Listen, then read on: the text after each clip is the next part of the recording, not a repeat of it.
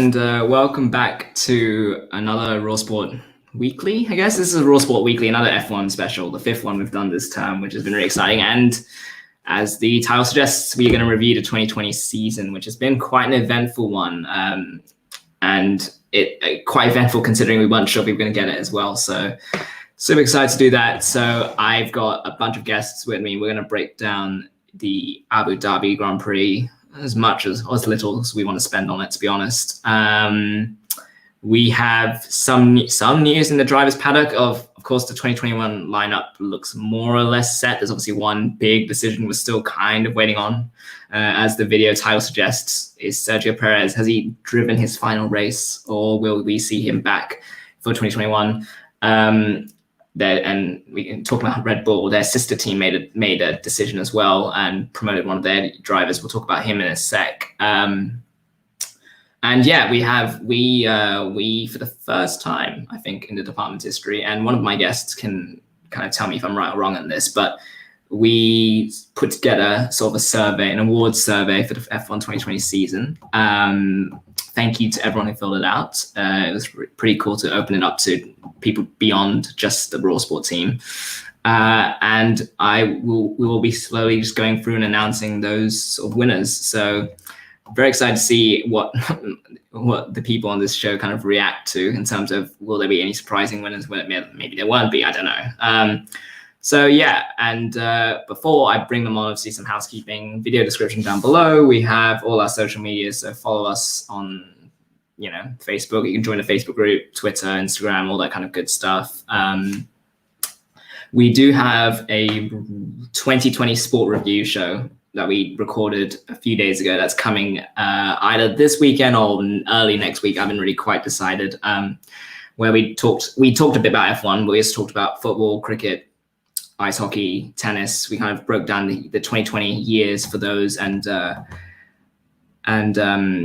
just kind of went through all and kind of previewed 2021, as well as going through all the events that happened in those sports in 2020. So that will drop soon. And obviously go through, if you're listening on the podcast feed, you can obviously go through the podcast interviews we've had. And if you're watching this on YouTube, you can obviously go through all the live streams we've done, be it quarantine streams, the interviews. We've done a lot in 2020, which has been pretty exciting. And last I checked, I think we reached a cumulative total of 1,000 views across all our stuff. So that's pretty exciting to know we did that in about 9 months or so. So that's fun.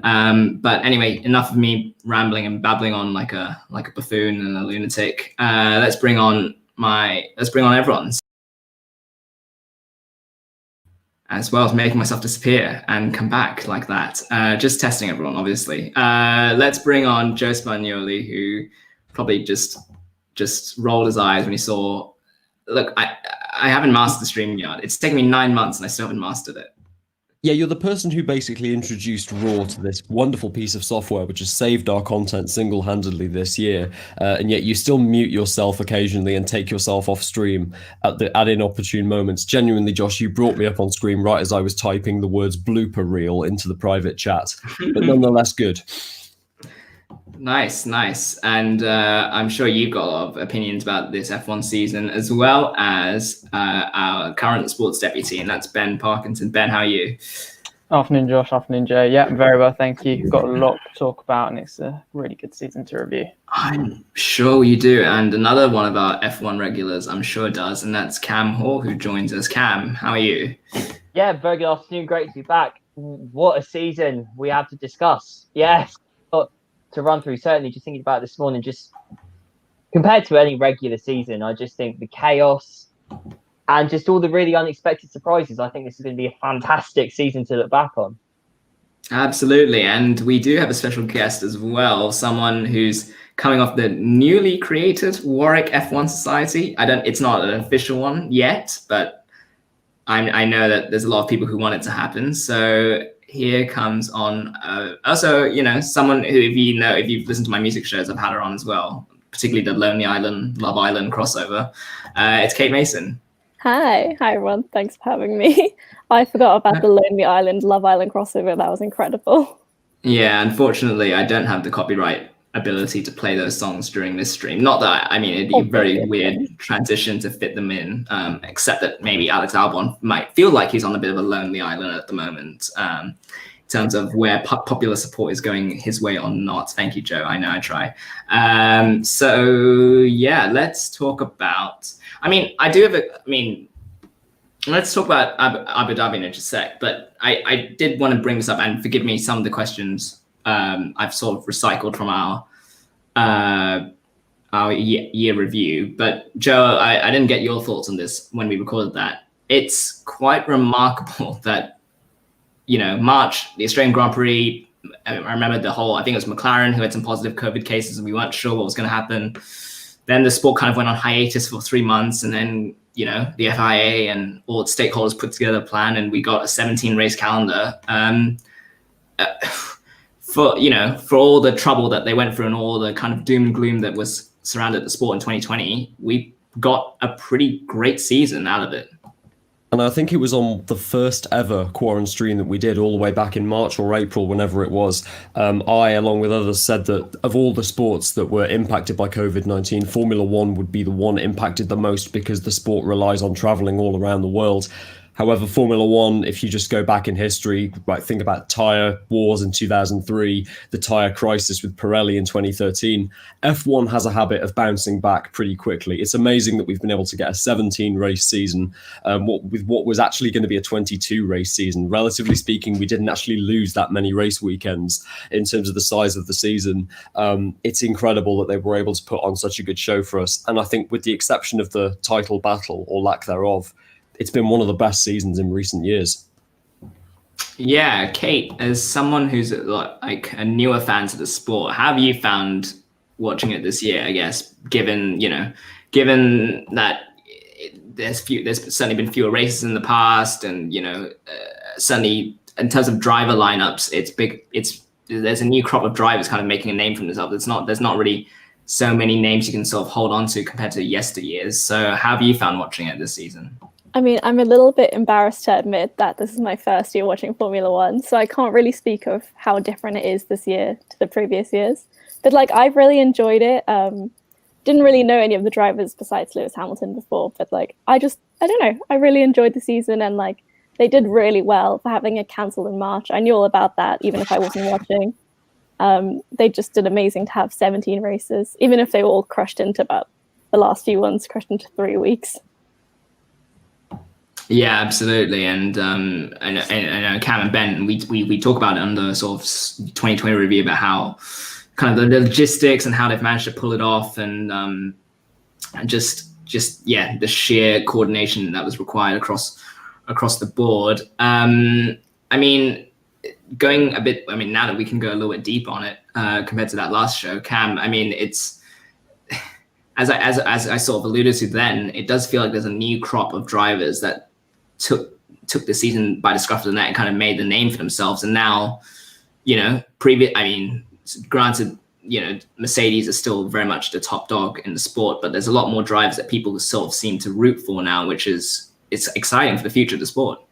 Oh, absolutely. And I think the thing that's really exciting, and we've been watching the progression through the Junior Formula E in the last few years, and there was a period, I would say, sort of at the start of the decade, when if you think of the drivers that won GP2, David Belsecchi, Fabio Lima, none of them made that progression up to Formula One. And so we were sort of in this period where we were going through pay drivers, we were going through sort of old names, bringing them back to Formula One. And yes, it's obviously good to have experienced old names that know the sport, but there wasn't that young crop coming through. Whereas I think really from 2016 onwards, we've seen this young crop of drivers come through and really make a name for themselves in Formula One. Charles Leclerc, I think the most obvious example, they're coming through a GP3 champion in 2016, F2 champion in 2017, now leader at Ferrari, very much cementing himself as someone who's going to be destined for great things. Max Verstappen, another example, someone who's been emergent slightly earlier than Leclerc. But I think with this season, I think we've seen a lot of the drivers who have come through the Junior Formula in the last couple of years who've had a lot of potential. I think really, most drivers in their second seasons of Formula One really stake their claim. I'm thinking George Russell, especially. I'm thinking Lando Norris as well. I think another name as well, Pierre Gasly, someone who, again, has come through the junior Formula E in the last 2 years. You know, a driver highly rated at the start of his time in Formula One, had that lull at Red Bull, but has really asserted himself again as someone who is definitely one to watch for the future and someone who does have a lot of quality. So compared to where we were 4 or 5 years ago, we're in a much more encouraging position now where we can see the transition past Lewis Hamilton, past Sebastian Vettel in terms of that era of Formula One. And we're starting to see these new drivers come to the front now. And that can only be exciting for the future of the sport. And to see them perform as they did in 2020, I think has been a really good story for the sport. Yeah, absolutely. And Ben, just quickly, you can extend that to the teams as well. I mean, okay, to be blunt, I don't think many people cared too much for Force India in the past. I don't think too many people cared for Sauber before they became Alfa Romeo, for example. But I feel like now these midfield teams are getting more supporters rather than those guys at the front as well.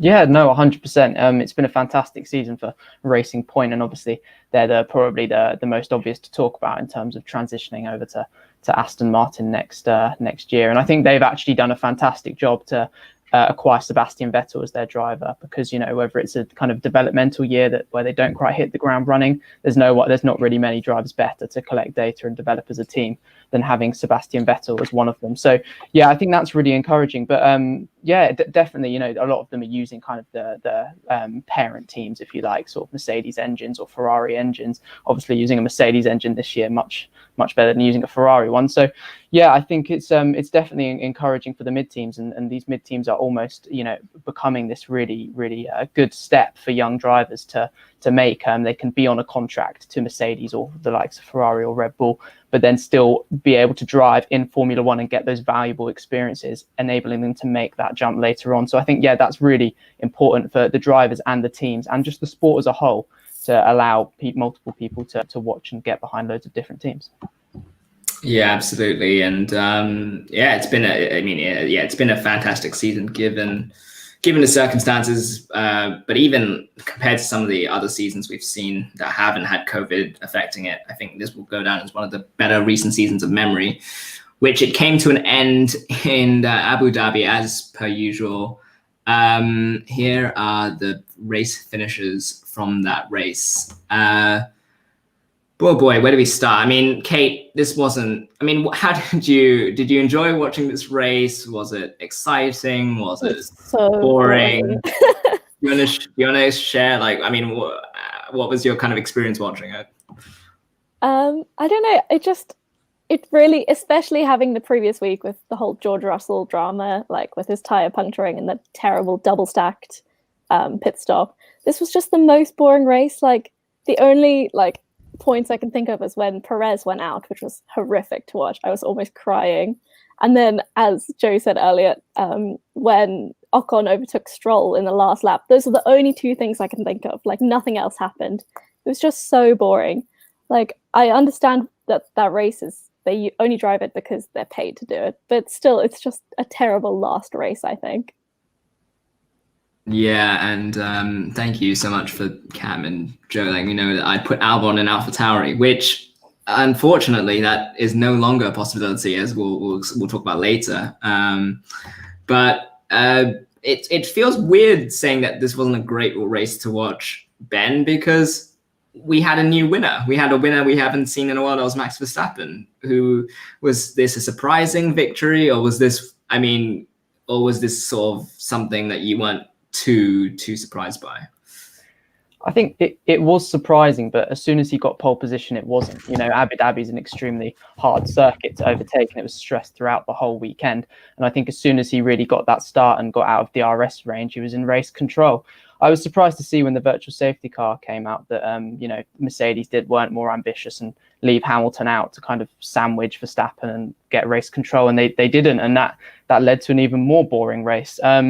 I think there was obviously a lot of talk in Mercedes potentially, something with their car making them have less pace. But I still saw a real lack of ambition really from them in the pit stop thing, and it was quite surprising to see the Red Bull seem almost faster.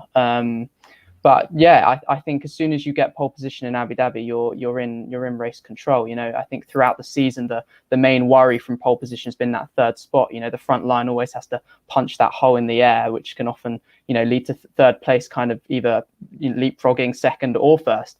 But and with Lewis Hamilton in third, you think that's potentially a possibility, but that didn't happen. As soon as Verstappen was out of the DRS range, like I said, he was always really going to win the race unless there was a breakdown or anything like that.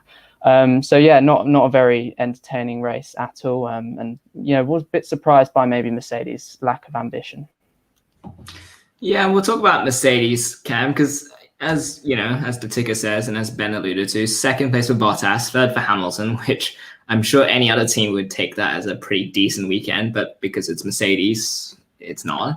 But the big discussion that Cake sort of alluded to was, would we see George Russell in that car, or would we see Lewis Hamilton? And obviously Lewis Hamilton sort of felt he had sufficiently recovered enough from COVID to race, but then also admitted later on that he wasn't 100%. I mean, I remember you, Joe, and I talking about this the week beforehand.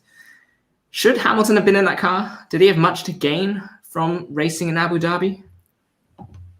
No, not at all. I mean, he was already world champion. He'd already got what he needed from this season. I think we all came to the same conclusion last week. You may not have returned to negative tests, but the after effects of COVID do linger. You obviously still have the dizziness that you get from coronavirus. You just generally feel quite fatigued and tired. And Lewis Hamilton was admitting to both of those things. So I think this was a real opportunity for Mercedes to use George Russell once again, tell Lewis Hamilton, look, you've won the world championship, we've won the constructors. Sit this out. It's another opportunity for us to use George Russell. And I think particularly as well, knowing that he didn't win last time out in Bahrain and that he came so close, I think a real opportunity to see if he could convert that. But, Lewis Hamilton is a racer. Racers always want to be back in their cars. I think it is just part and parcel of his psyche, really. But yeah, Mercedes lacked a real ambition this season. We saw it. I mean, we saw when Verstappen won the 70th anniversary Grand Prix, the second race at Silverstone in the season, that Mercedes, at least that time, tried to split their strategies, leaving Lewis Hamilton out longer for his second stint and letting him do that last stint on the soft tyres to see if he could come up and catch Verstappen. Obviously, he managed to pass Bottas, but not Verstappen on that day. But yeah, this time, I don't know if it was just the timing of the safety car. I think teams have sort of gone into this lull now, that as soon as the virtual safety car, comes out, because it's almost like a free pit stop, it doesn't really feel like you can get much reward out of it. But as Daniel Ricciardo shows, you can get rewards from staying out and making your tyres last. He managed to make those medium tyres last about 40 laps. And by doing that, I thought it was medium or hard tyres. He managed to make those hard tyres last 40 laps, came in for his pit stop, and came out, I think, 4 places higher than he was before. So I think there was some merit. And we know Lewis Hamilton is very good at getting out front, building up a gap, and then being able to make his way back through if he had to. So Mercedes did miss a trick there, definitely. And I think as well on the point of the MG UKs, we know Mercedes were running reduced or turned down MG UKs that weekend. That's what we have heard from them. So perhaps that explains why they weren't on form. But yeah, I think you have to obviously say Lewis Hamilton, I don't think should have been racing that weekend. I think it should have been another opportunity for George Russell. And I think as well, one last thing, I don't think take anything away from Max Verstappen. He has controlled the weekend pretty much from the start. He's shown in the last few weekends, he's had the pace in practice and qualifying, but not quite converted it in the race. Sometimes, saw in the second race in Sakir through, his fault crashing into that tyre barrier, and rather a very avoidable crash in his circumstance. But I think this was just a reminder of what Max Verstappen can do. And I think looking ahead to the future, if Red Bull can build a car for 2022 that can be on par, at least with Mercedes, I think it's just a reminder of just how much he could be a factor once the regulation changes happen in winning future championships.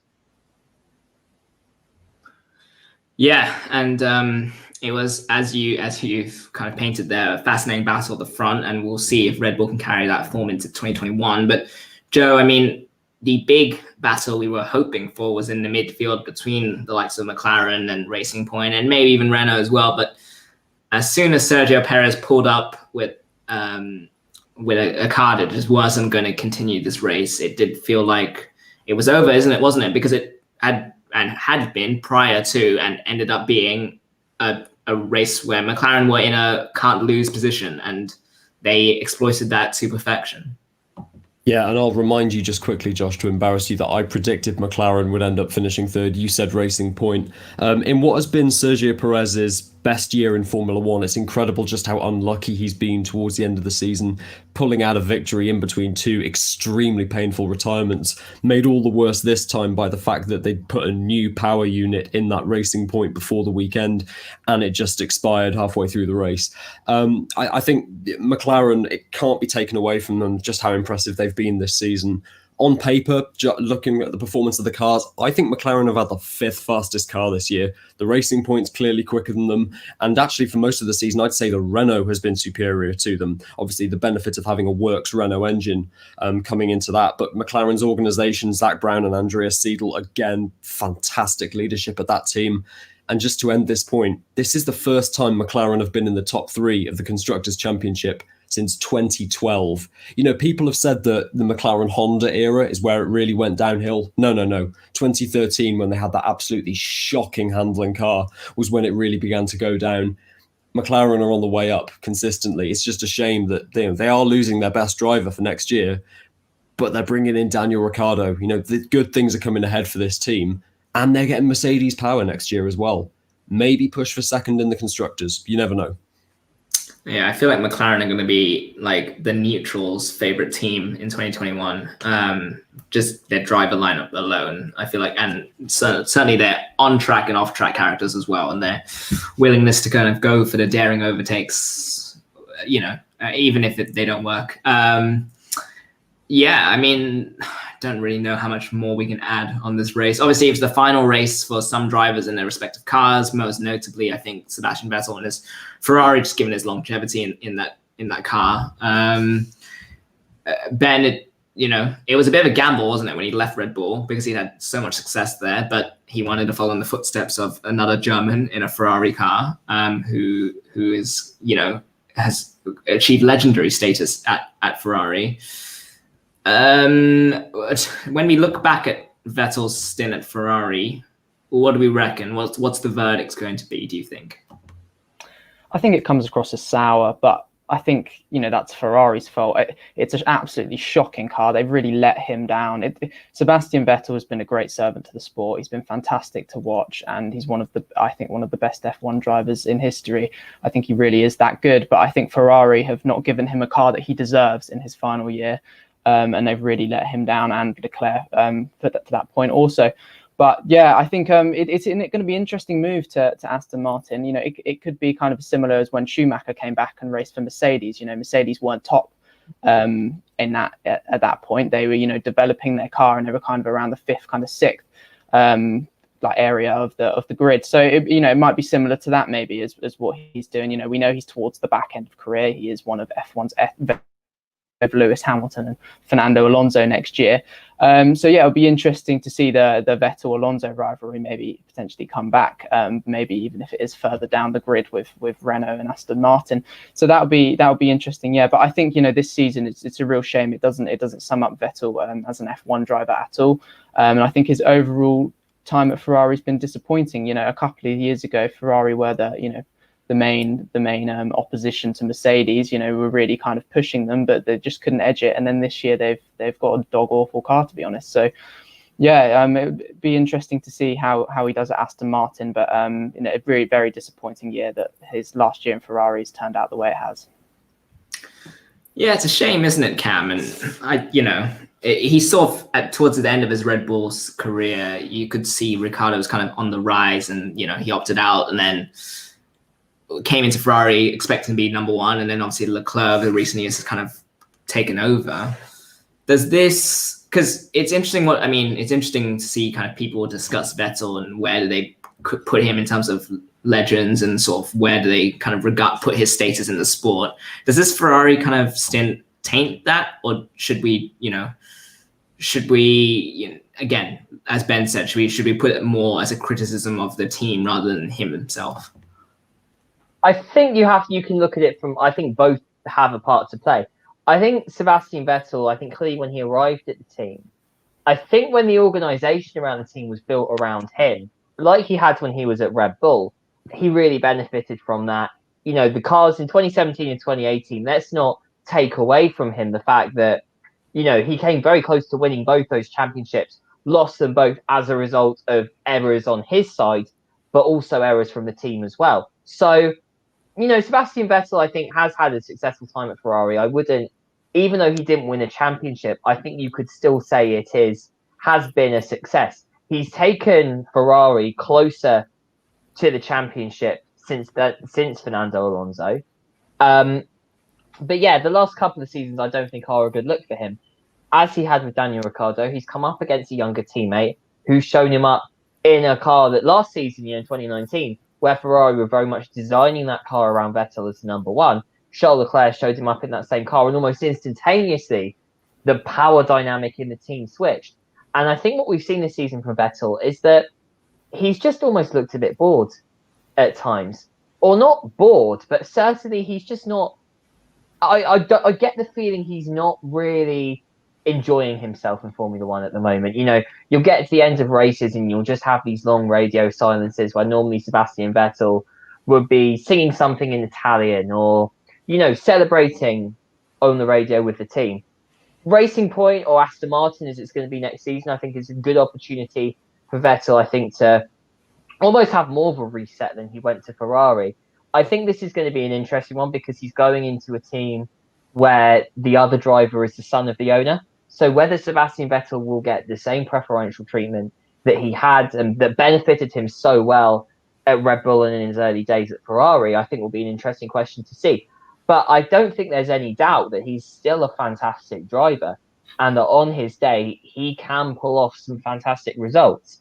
I think he needs to have the team around him, though. He relies on having the car and the team built around him as the number one and giving him the resources. But I think one thing to say about that Aston Martin team as well is that they are a team historically from their Jordan days who have been known to make the most out of what little they have. And with the budget cap coming up, and I think still using the Mercedes engines as well and having that partnership there, I think this is something really exciting. And I think if they can keep up the momentum that they've had from this season, then Sebastian Vettel, I'm not sure if there's a championship challenge in that car, but he could certainly become a frequent race winner again and rediscover some of that form that led him to 4 world championships at the early part of his career. Yeah, he is hoping. There's a sort of mini twilight zone left in his career.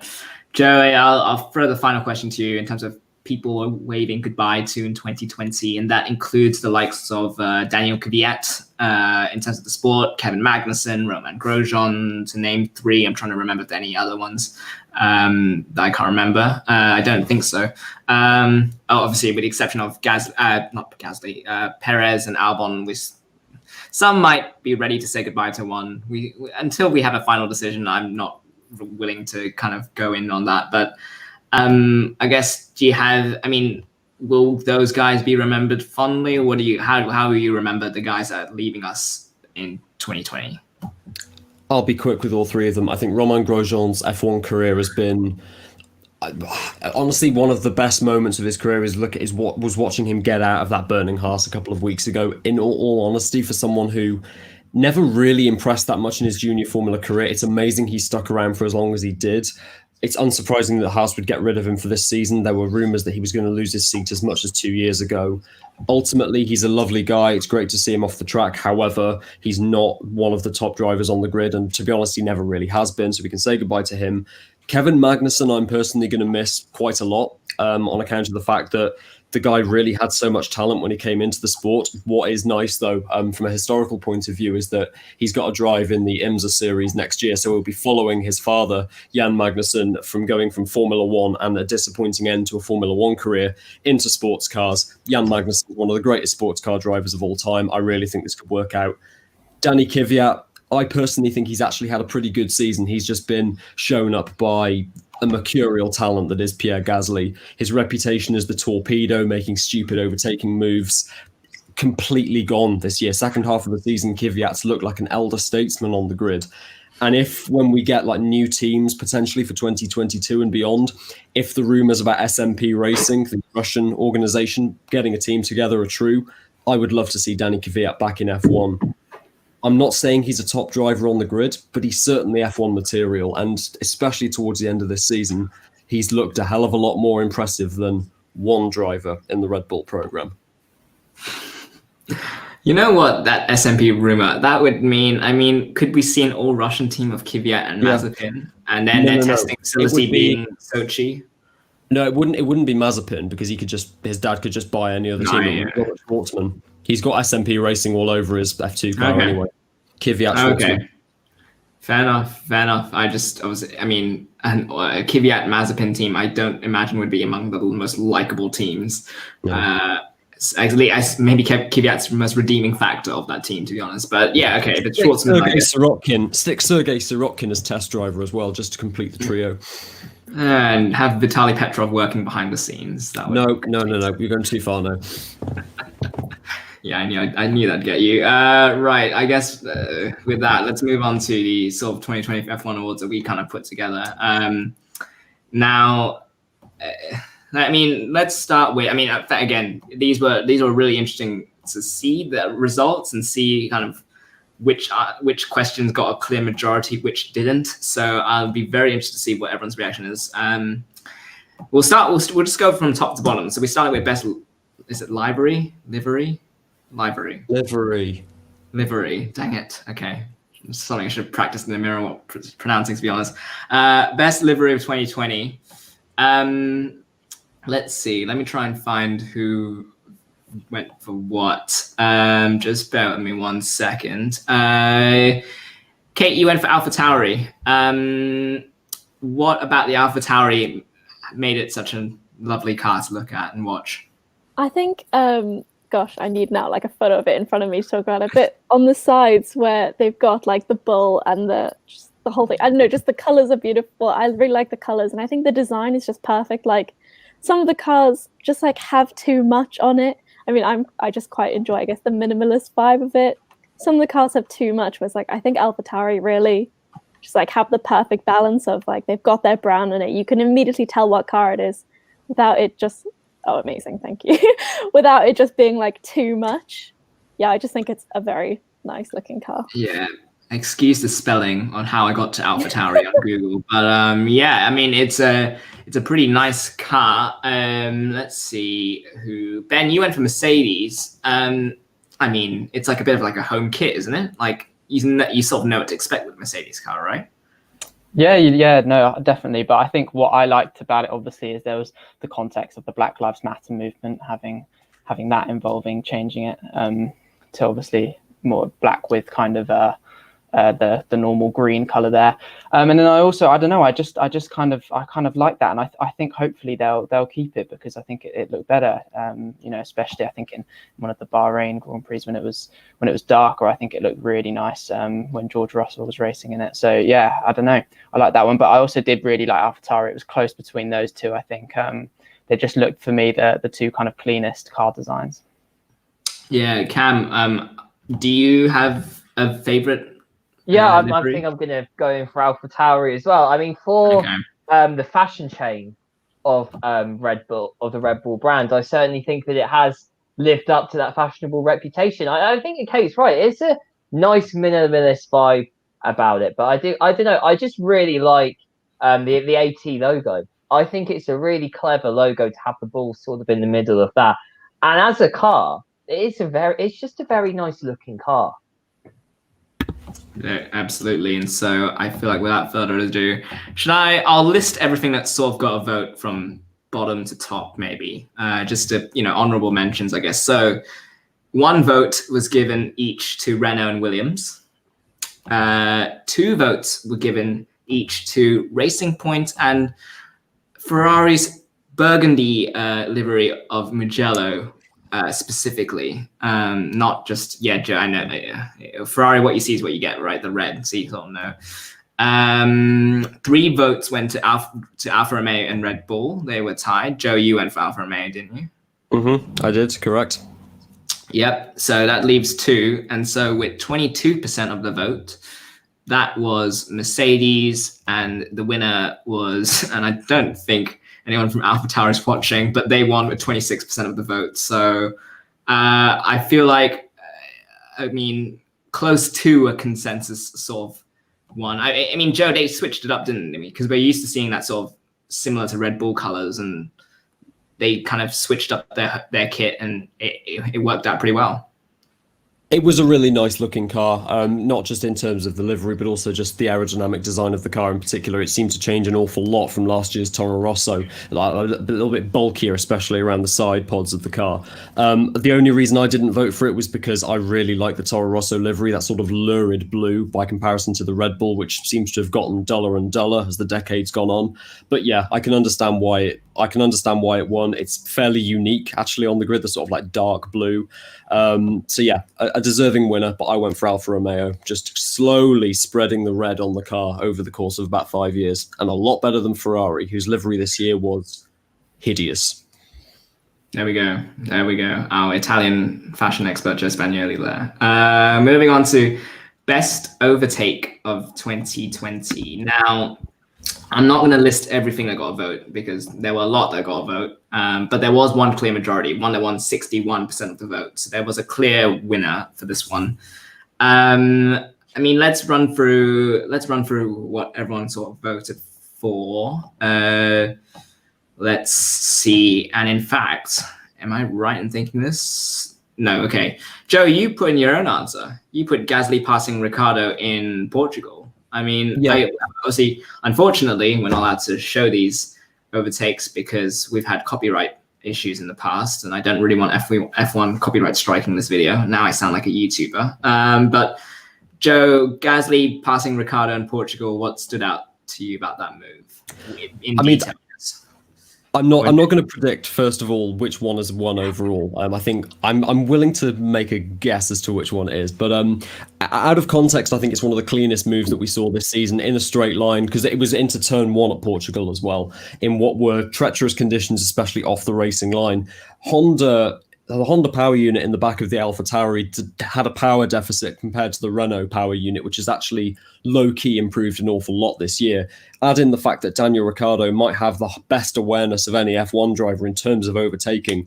It was very interesting to see someone who, last year in the Red Bull, Pierre Gasly, was criticised an awful lot for his racecraft, putting on what was an incredibly clean and yet aggressive move into turn 1. Definitely one for the cameras. The replays did it absolutely no favors either, with the fact you couldn't see half of it, but judging from the onboards and stuff, it was perfectly judged, very, very clean, scything through the field. And what has actually been probably the most improved aspect of Gasly's racecraft in 2020, his ability to overtake, and the fact it was on Daniel Ricciardo, the best overtaker in the midfield, just makes it all that much sweeter.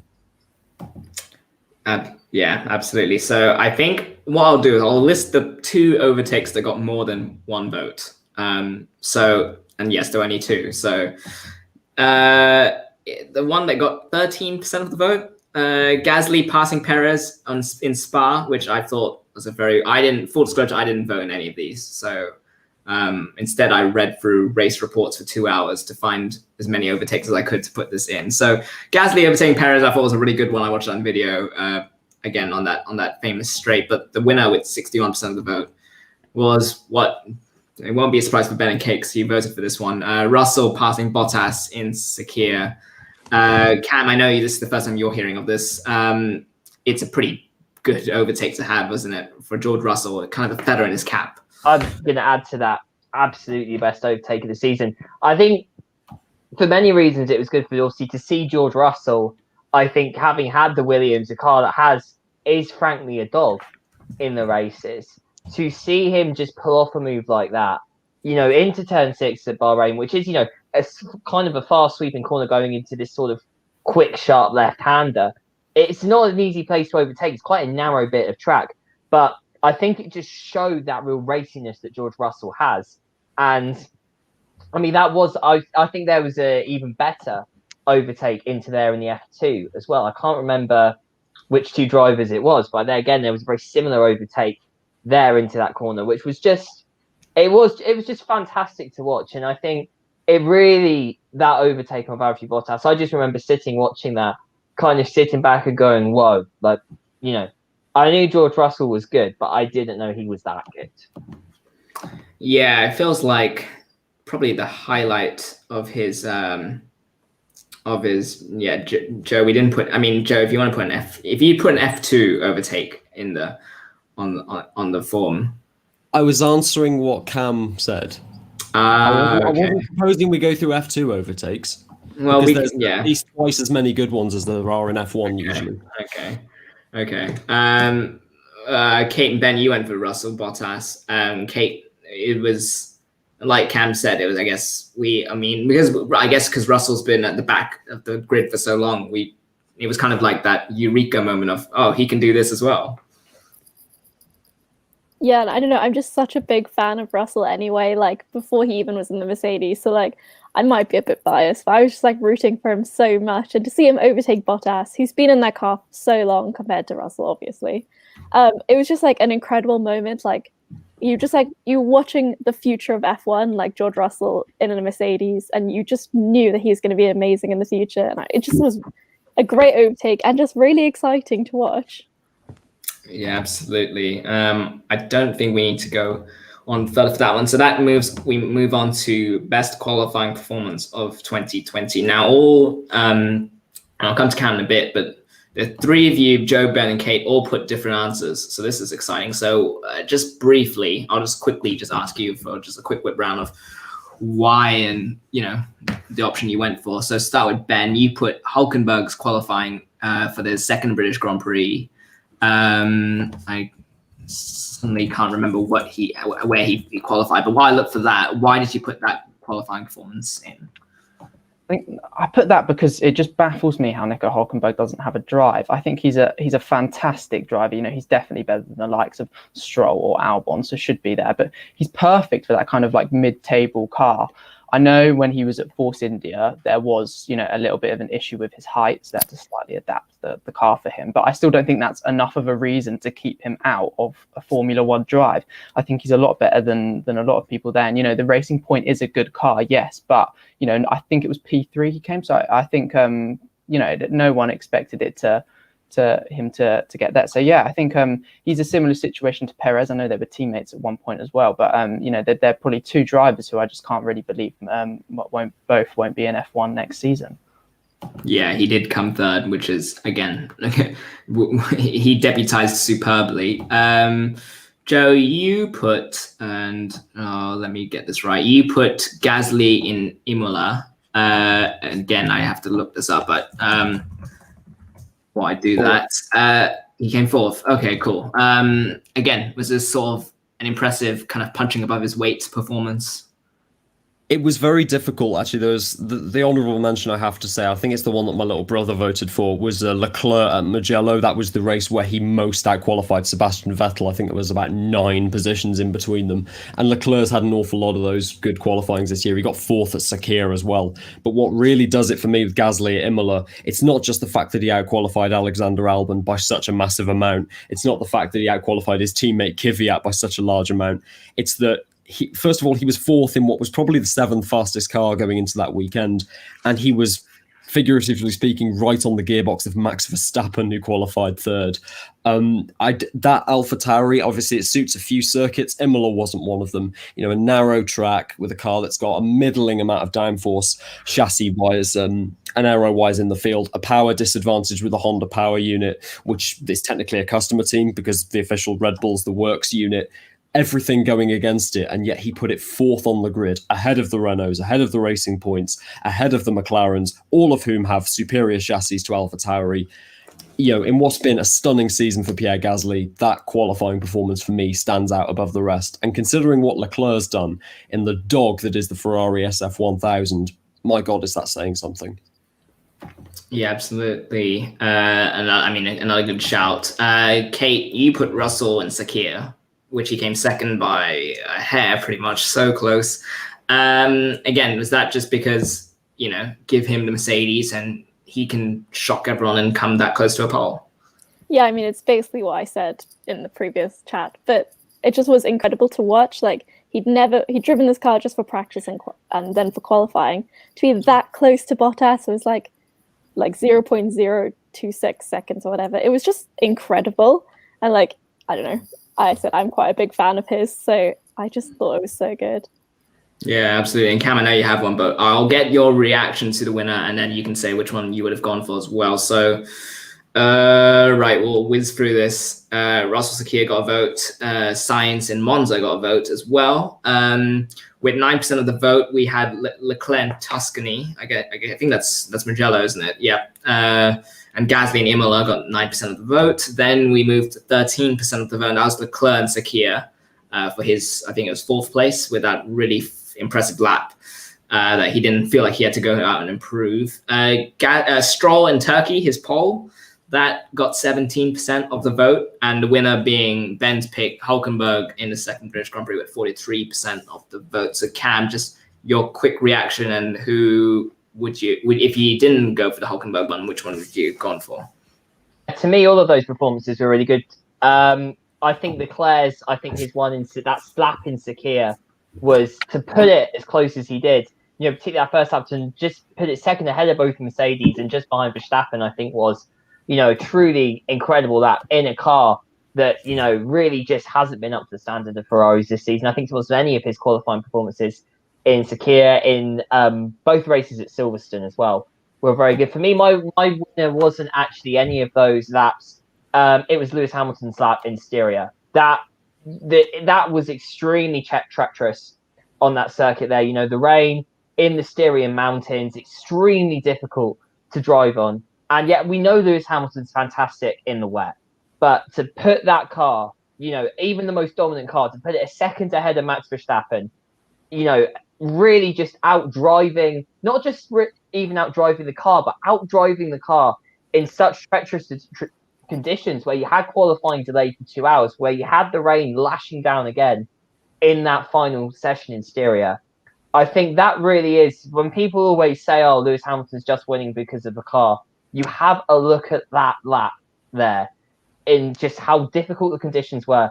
And yet Lewis Hamilton just completely drove beyond how I think anyone else could have driven. So for me, Lewis Hamilton pole is not the most unexpected thing in the world, but it was the nature by how he got that pole in Styria that really impressed me. Yeah, you can't argue with someone so dominant putting in a really superb lap. But, the sister award, I guess, is best race performance of 2020. Now, I need to see what everyone sort of put so I can form some questions. But okay, actually, Joe, I remember sending this to you in terms of feedback, and you really wanted to put Leclerc and Algarve. Why did you feel like I had to include that as an option?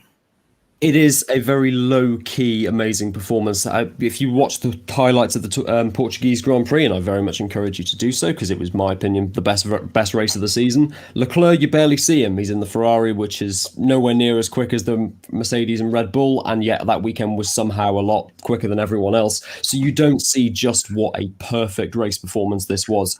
Ed Straw of The Race does driver ratings for every single driver after every race weekend. This was the first time all season that a driver got a perfect 10 out of 10. And, until I went back to look at the race, I hadn't realised what a great performance it had been from Leclerc. His pace in a car that had absolutely no business being quick around that track on the Algarve was incredible. His awareness was fantastic. He didn't make a single mistake, by comparison to even Lewis Hamilton in the opening laps, just letting Carlos Sainz run through into the lead. Bottas, Verstappen, they all made mistakes in that race. And yet Charles Leclerc in a Ferrari, which is, as with all bad Ferraris, difficult to drive as well as being flat out slow, put in what was, for me, the most complete performance of his career so far. and what was a very easy pick for me for race performance of the season. Yes, absolutely. I'm just doing some admin behind the scenes. Let's see. Kate and Ben, you also went for the same one, so I'll just ask Ben. You guys put Perez in Sakir. He obviously went on to win that race, his first race win of his career. It was just, I guess, with that one, it was just the way he, I guess, got himself to the front and then kind of maintained his position in first place. Yeah, I think that the key word there was maintaining it. I wasn't convinced he was going to hang on to it, but it was a fantastic drive, from a very cool head of Sergio Perez. And I think that's what was nice to see, knowing that this, he's not going to be driving for Racing Point next year, and knowing he doesn't necessarily have a drive, and everyone feeling that. I think it was kind of almost a romantic story of him being able to win that race, which is why I definitely voted for it. So yeah, I thought he was excellent there, and I also think he's matured over the years as well. It didn't quite work out for him at McLaren. But he's always been a driver who's had pace. That race and that race win there, which was his first, obviously, like you said, that was really kind of showed his maturation and how much he's improved over the years and how much he's worthy of a seat, in particular, obviously that Red Bull seat. So yeah, I thought it was really, really nice for him, and nice to see that, even if very sadly his Formula One career does come to an end, now he's got a race win. So that was nice to see. Well, we shall see what happens with Sergio Perez, but let me run through these. So 9% of the vote each went to Leclerc and Algarve and Sebastian Vettel in Turkey. He also got 9% of the vote. 13% of the vote went to Verstappen for his all-star performance in Silverstone for the second British Grand Prix that took place. Let's see, 4 votes each, so 17% of the vote went to Russell and Sakir, as well as Perez and Sakir. So Sakir got 2 nominations, but the winner for best race performance is Pierre Gasly in Monza. And I mean, Cam, I'm interested to see your reaction to that. And also, because Gasly in Monza was a shocker of a result that was down to some superb driving as well. Oh, yeah. I was watching some highlights again last night of that race. And yeah, it was a great performance from Gasly. But let's not forget, he got lucky with the timing of the first safety car. The fact he managed to pit just before the safety car came out and the pit lane was closed. And then everything kind of fell into place for him to rise up the field. And then the penalties for Hamilton, Giovinazzi as well. Once he was out in front, he drove brilliantly. But I think you also have to remember the little bit of luck that he got. I think to throw a couple of other race performances in there, I think both of Charles Leclerc's performances in Silverstone were absolutely fantastic. I think his second race as well, pulling off that one-stop strategy, particularly with all the concerns that people had with tyres the week before. It may have been a P4 in a car that was, frankly awful, but the way he just drove that one stop in really hot conditions where everyone else was struggling, I think, real testament to how good he was. And I'm really surprised as well that Hülkenberg at the Eiffel Grand Prix, that was, for someone who only got in the car 24 hours before, to come from last on the grid, to pull off the overtakes that he did. I remember after that race that everyone was saying that he should be the person in the second Red Bull off the back of that one performance alone. And I think it is a real shame that Hülkenberg isn't going to get an opportunity, it seems, again in Formula One. Because off the back of that one Grand Prix, he was absolute. I think that was one of the best performances that we have seen from him in a Formula One car. Yeah, it's hard to argue it. Hülkenberg, again, it's amazing how he's probably won more fans through these 2 races that he wasn't really meant to be at than the races that he was at and performed with, for sure. We'll speed through. We'll go to new track to 2021 back, which obviously is a bit of debate at the moment, given that there's that vacancy on the calendar at the moment. So, and this was easily the most split vote. I think every track got at least multiple votes. It was a really, really interesting one. Kate, I think you put Algarve down. Now, obviously, it's going to be hard to try and remember exactly because Algarve obviously happened a few months ago. But Yeah, I mean, what about Algarve? Do you remember that you'd want that made you think I want to see that track again, if anything? I mean, honestly, now you're asking me, I am blanking, but I just remember it being a really exciting race. And I mean, I'm quite surprised that this didn't get the top votes, because everything I've seen on Twitter and on Facebook and Instagram, everyone loved this race. But maybe not. Maybe I'm wrong. But I just remember everyone talking about this race afterwards. So that's what I want. I can neither confirm nor deny. But Joe, you used to put Algarve. I mean, this is a track that I remember doing this show before Algarve, and you were excited for this one. So it clearly lived up to the hype for you. I mean, Mugello, I'm assuming, is going to be the other track with an awful lot of votes, which is a fantastic track. I said before the show started, San Donato, the first corner, is one of my favourites in motorsport in general. But Algarve is a track that was made for Formula One testing back before 2009. All of a sudden, the rules came in that you weren't allowed to test there. So it became basically useless. And then Portugal have 2 FIA Grade 1 circuits that are never in Formula One. I was so damn excited to see it come onto the calendar this year. Great variety of overtaking zones, variety of corner speeds, long straights, ridiculous elevation changes on the Portuguese coast, beautiful scenery, fantastic facilities, a country that absolutely deserves to have a Grand Prix, Portugal. I went into that weekend. I wasn't, with Mugello and Imola and the Nürburgring, I was hoping for a good weekend. I wasn't hoping for a good weekend in Portugal because I knew it was going to be a good weekend. The rain at the beginning of the race, yeah, that was slightly lucky to liven it up a little bit. But the truth is that track has been made for racing ever since it first came in. And if that track is not a permanent addition to the Formula One calendar in the next few years, Liberty need a massive kick up the backside, because that is, for me, one of the best tracks in the world for any motorsport. You're already calling for Chase. Chase Carey's on his way out already, so I guess you're calling for, I don't know, who's head? I'll send Domenicali an email in my finest Italian later today to get him to stick it on the schedule full time. Right. Okay, that should do it. That should definitely do it. Cam, just quickly, I'll just list you the options. Imola, Sakhir, Mugello, Algarve, Istanbul, and Nürburgring. Just quickly, which one would you have picked as a track you want to see back in 2021 or beyond? I'm going to go Portimao as well in the Algarve. You know, I think Joe just highlighted everything about that track that just made it such a perfect track for Formula One cars. And you think of some of the tracks that are on the calendar at the moment, you know, Barcelona, Sochi, Abu Dhabi. To be honest, how any of those tracks get ahead of the tracks that we've seen this season? I think all of them brought something new. They brought a little bit of history back, but they brought the sort of tracks that we were looking for, where you've got a variety of corners, you've got a variety of straights, you've got all sorts of elevation changes, braking zones, a lot of overtaking opportunities.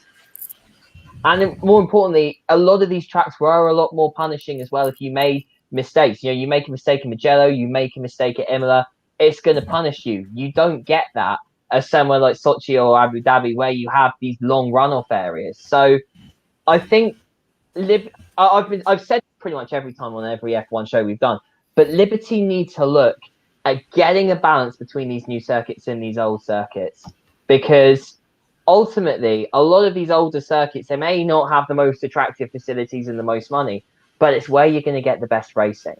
And so I think Liberty really need to look at some sort of rotation thing, perhaps, where you get all of these circuits that have come on in 2020, because there's so much demand now for Formula One to go to all these different types of circuits. But if I was to put one down, absolutely Algarve. That better be the 4th race on the calendar next season. Yeah, it's we'll see. I don't know when they're going to make a decision on that, but we will see. And apologies, you can hear a vacuum going around. It's like I'm at the testing at the moment. Just there's a little vacuum just going round and round at the moment. So let me run through this. So 4% of the votes went to Sakhir, being the lowest.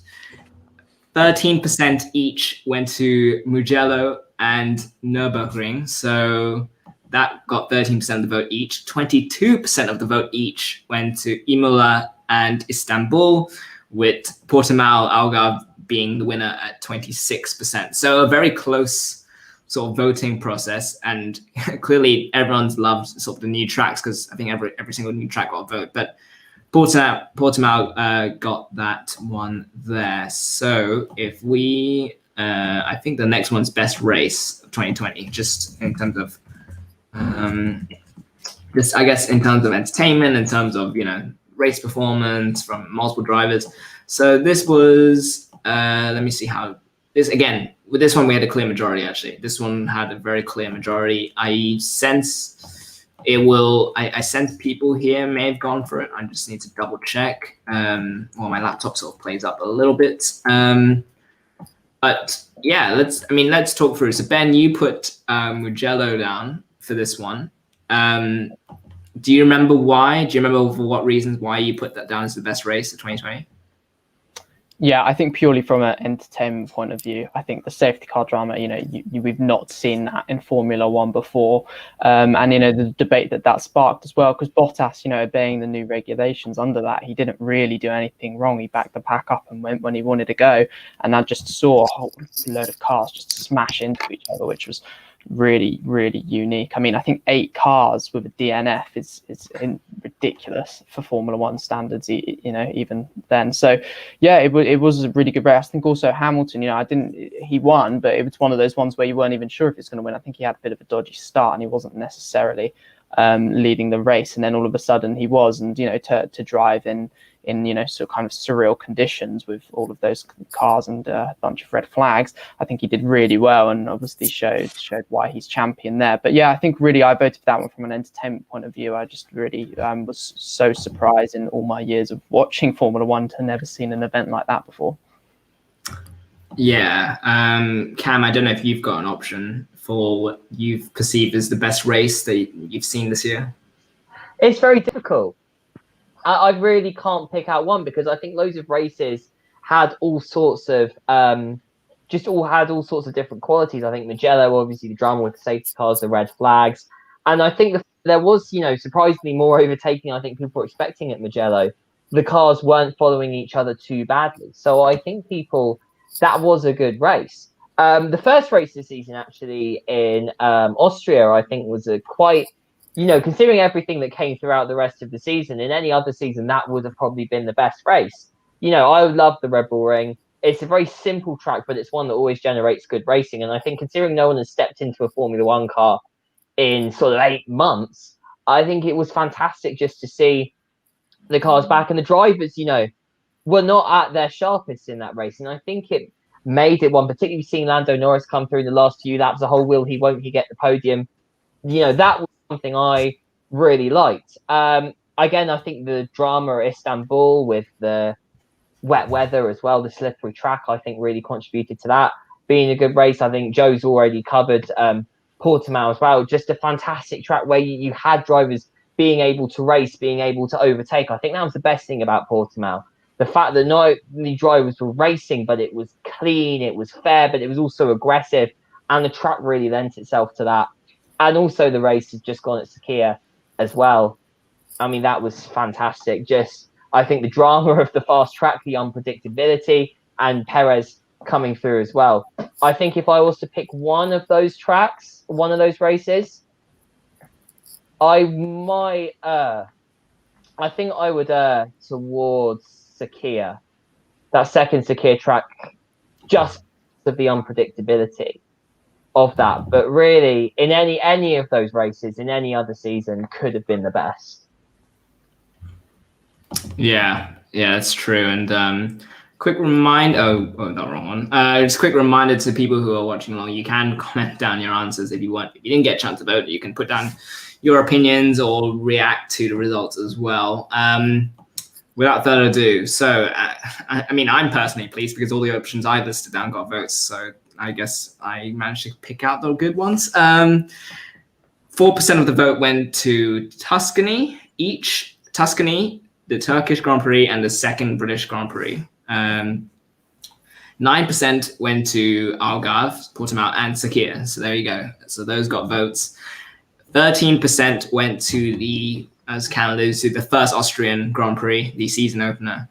And with 57% of the vote, a clear whopping majority, Monza, the Italian Grand Prix, wins for 2020, the race in which Pierre Gasly triumphed against the likes of Sainz came second, Stroll came third, Hamilton was seventh. I remember, and correct me if I'm wrong, Joe, but this was the race where Albon and Perez kind of tangled loosely towards the end that kind of mucked up their chances. I didn't mean to put you on the spot, but there you go. Kate, do you, I mean, it's always exciting to see a race where no one expects the race winner. I think you put down Monza as well, actually. So are you surprised that Monza was kind of up there as the best, or voted as the best race of the year?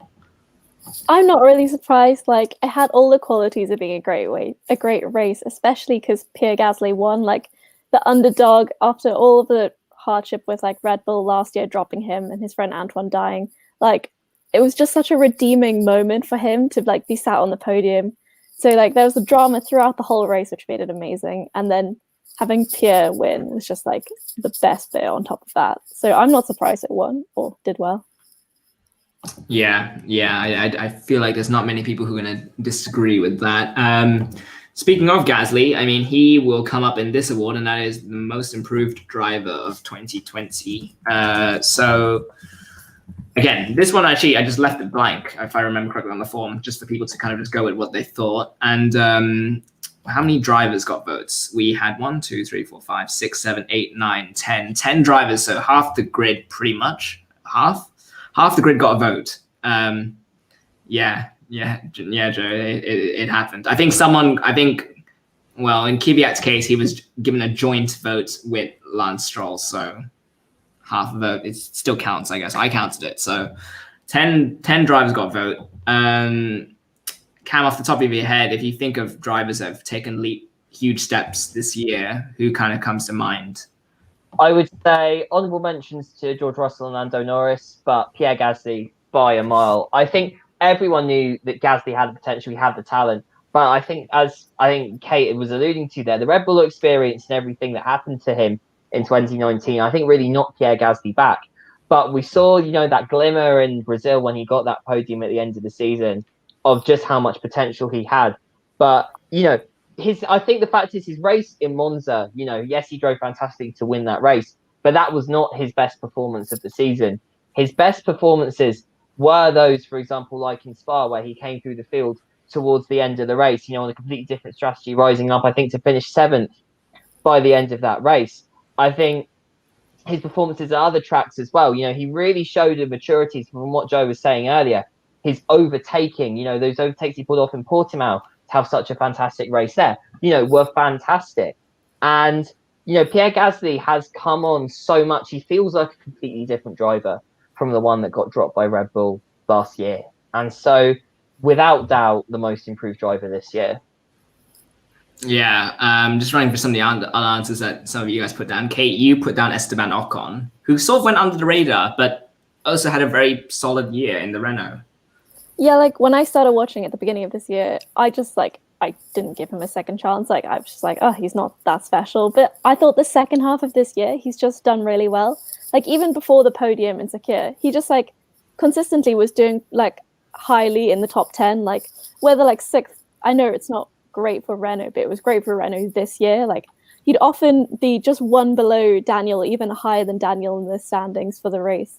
And like, I just thought he consistently was getting better and better every race. And then to finish it off with the podium in Sakir, and then and then the overtake on the last lap of the last race in Abu Dhabi. I just thought he did really well the second half of the season. Yeah, I wouldn't be surprised if at some point in the future, obviously Bottas and Hamilton still have races to run, but Russell Ocon lineup could be on the cards of Mercedes. Who knows? Joe, I mean, you went for your countryman. You gave a shout out to Gasly explicitly in your answer, but you went for Antonio Giovinazzi, who went arguably even more under the radar compared to those in the midfield. Obviously, people don't really watch the Haas car too closely just because they're the back of the grid. But what about Giovinazzi's race has kind of stood out to you? Well, you clearly don't watch the Haas car, Josh, because you drove for Alfa Romeo this season. I put Gasly as my honourable mention because I actually thought Gasly was already one of the best drivers on the grid last year, especially in the second half of the season. Ultimately, the failure at Red Bull is entirely on Red Bull building a car for Max Verstappen and no one else. So I was going in terms of net improvement. Pierre Gasly's a fantastic story. He's my favourite driver on the grid now, and that's coming from someone who's supported Sainz ever since his debut. So, yeah, unbelievable. But I went for a driver who, for me, this season has gone from questionable as to why he's even on the grid to someone who definitely deserves to be there. And despite the fact that we're both Italian, I have not been a massive fan of Antonio Giovinazzi in the past. His racecraft this year, first of all, people criticise his qualifying performance. He has out-qualified Kimi Räikkönen, one of the most experienced drivers in F1 history, the most experienced driver in F1 history this season in the Alfa Romeo that Kimi's so great in. In terms of the race performances, his starts are absolutely incredible. I think the record of making up one position, at least one position that is, on the opening lap of every race this season, I think it's maybe the only one he didn't do that, I think, was Yas Marina, where it's basically impossible to overtake no matter where you're starting on the grid. In terms of the races, he was very often a performer of attrition. Think about his performance at the Eiffel GP, coming from 20th to 10th. Honestly, if Hülkenberg hadn't put in a masterclass that afternoon, he would have been a shoe-in for driver of the day. Yes, Pierre Gasly has been unbelievable. For me, one of the best drivers in the sport, and rightfully so. If he wins this award, I've got no problem with my boy doing it. But in terms of net improvement for someone who has proved me wrong more so than anyone else this year, Antonio Giovinazzi was my most improved driver of 2020. Just for the record, I know deep down that Giovinazzi drove for Alfa Romeo. Just, I don't know. This is why I ask the questions. This is why I don't give the opinions. This is why I'm in the host chair, I guess. But right, let's just run through the 10 drivers that got votes. So each of these drivers got 4% of the vote. Nico Hülkenberg, who I guess, Joe, I don't know how much he improved. I guess he just was a great substitute teacher that people enjoyed. Albon, 10 years. Albon got a vote despite how much we've slated him on the show, at least those who have been on the show. We've slated him, but he got a vote. Someone gave him a vote. George Russell got 4% of the vote as well. Giovinazzi got 4% of the vote, which was your vote, Joe. And Daniel Kvyat got a joint vote with Stroll, so I allowed it. I gave it to Kvyat as one. People who got 9% of the pie chart. Incorrect. No, I am right. Both Racing Point drivers got it. Perez and Stroll got 9% of the vote each. Lando Norris has got 9% of the vote each. We then go to 13% of the vote each, and the runner-up, the clear runner-up in this was Esteban Ocon. He got 13% of the vote, which means the winner got 43% of the vote, which is quite a resounding majority, and I think people can guess who I'm going to say it was Pierre Gasly. And Ben, you went for Pierre Gasly, as sort of Cam's alluded to and as Joe's alluded to. He kind of just shot up in sort of people's minds and has become, arguably, he's now up there as one of the most exciting drivers to watch in the sport. Yeah, basically just echoing what the guy said before. But I think he made Red Bull look a bit stupid, to be honest. I think when you got Alex Albon as your number 2 driver, and then Pierre Gasly comes and wins the Italian GP, it doesn't look good for them at all, does it?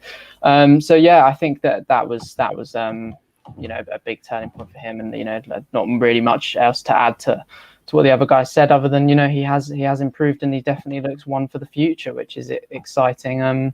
So hopefully he'll continue. I did actually. It was quite tough choosing between Lando Norris as well. I think he's like simultaneously developing with McLaren, which I think is really nice to see. And I think not much else to add on Pierre Gasly, other than I think clearly, as the voting shows, very well deserved. Yeah, absolutely. And I just enjoyed Joe's face to some of the drivers that did get votes. Yes, I was surprised too to see both Hülkenberg and Albon's name. I can't lie, but there are people out there who valued their performances enough to get a vote for this Most Improved Driver award, which leaves us down to 2. And so we'll start with the constructor of the season. And now that was, let me see what the vote was like.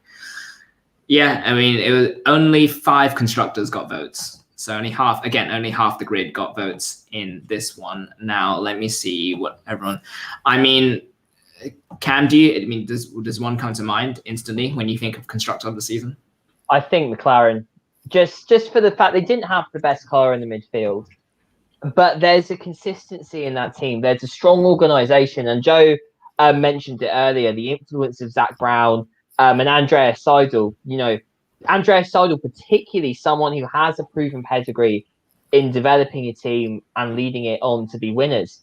And fundamentally, McLaren, they of course ran into troubles. Their reliability at times was not always the best, but they are increasingly looking like a well-oiled machine. And I just think as well, there's a feel-good factor with that team as well at the moment now, where you didn't have it when Alonso was there. It felt rather antagonistic, McLaren, and it kind of felt that the team was almost tearing itself apart a bit. But now I feel with Alonso out of that team, with Andreas Seidel putting himself in and really leading the developments. And I think the great thing about McLaren, and perhaps it's me just being a bit sentimental, but you saw in the video that they did yesterday to Carlos Sainz leaving the team, there's just a real kind of feel-good atmosphere at that team, which I think is really endearing itself to the fans. And I think people are really liking to see McLaren improve and really following along with that. So I think both on and off the track, I think McLaren are the best team. Although if we are talking about off track, whoever runs Racing Point social media, I think should also get a very honourable mention. Fair enough. Yeah, you can't argue with that with Racing Point social media. Shout out. Let's see. Joe, you gave me 3. I asked for 1 constructor of the season. You gave me in order. You gave me a podium on your own, which was, again, very on brand for you. You went with Mercedes 3rd, Renault 2nd, and Alpha Tauri 1st. Now, I mean, feel free to talk about whoever you want of those 3. Why did you decide in that order and that those 3 were chosen for this award? Well, I did that ranking before Abu Dhabi, after which I've completely changed it. Mercedes in 3rd, they've created one of the most dominant F1 cars in history. However, they've also made a hell of a lot of mistakes. Cough, cough, pit stops, so they can only finish 3rd. McLaren are now at number 2 for me. What Cam said about the video is absolutely right. It's so nice to see a driver leaving McLaren on positive terms for once. Whenever a driver's abandoned McLaren in the past, it's been acrimonious at best. It really speaks to, in no better terms, what an absolute lad Zach Brown is, bringing in someone from outside the McLaren organisation, from United Autosports. Just such a lovely guy. Watch Drive to Survive if you don't believe me. Andreas Seidel's an absolute awesome team principal, maybe the best on the grid. And yeah, just getting the absolute most out of Carlos Sainz. But my number 1 is Alpha Tauri. They had a customer Honda engine this year, 2nd weakest power unit on the grid, an engine not designed for the car at all. Drivers that they've had to improve an awful lot over the course of the season, and yet for a significant amount of the season, especially at Spa and Monza, Alpha Tauri were the best Italian team on the grid, which is borderline heresy to suggest it on any other season, with Ferrari underperforming as much as they did. This is a car that, with the polar opposite to that incredibly unbalanced Red Bull, is a car which is relatively drivable and allows great drivers to develop as well as show their craft. It's very telling that Pierre Gasly improved as much as he did this season, and Danny Kvyat as well. That's a car in which anyone can improve. Franz Tost as team principal is just professional, cool and calm by comparison to Christian Horner, who I have slagged off on every single F1 special we've had this term. Final point, just for the nostalgic point of view, we've been talking about who these teams used to be. Racing Point used to be Jordan and Force India, perennial overachievers. Alpha Tauri has the blood of Minardi in its veins. If you want to do, an expose of rubbish old Italian F1 teams, there are plenty of them, but Minardi are very near the top of that list. The development that team has made, that little team in Faenza has made ever since those Minardi days, to a double race winning outfit in the last 12 years or so. Amazing. And this has been their best season in Formula One by an absolute mile. Alpha Tauri, constructor of the season. Can't argue with that. And actually, to the McLaren point, it does feel like they've gone from, and when I first got into F1, they had Ron Dennis, and he kind of was like a bit of a cold James Bond type villain, and now they've gone with Zach Brown, the guy you want to go grab a beer with in some American rural bar. So it's quite a transformation they've made in terms of off-track personalities. But I digress. Right, let's run through construct of the season. So with 9% of the vote, Renault got 9% of the vote. AlphaTauri got 17% of the vote in sort of 4th place, I guess, because we had 2 constructors that tied for 19% of the vote, and that was Mercedes and Racing Point, with the winner, 30% of the vote, being the British constructors' darling McLaren won constructors of the season. And Kate, I know you went for Racing Point, they